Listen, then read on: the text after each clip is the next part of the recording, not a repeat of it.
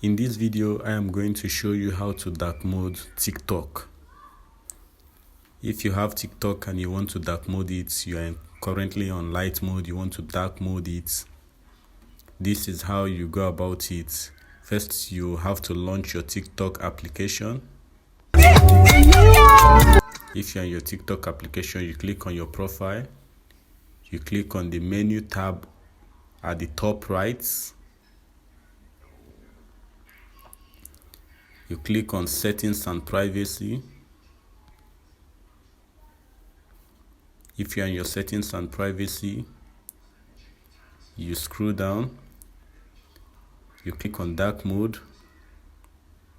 As you can see, my is currently on light mode. If I wanted to switch to dark mode, I will click on dark mode. This is dark mode on my TikTok. Let me switch back to light mode. And if you want your TikTok dark mode to go in accordance to your phone settings, like to match the appearance in your device display and brightness settings, you switch on this use device settings. So your TikTok mode will be according to your phone display and brightness settings.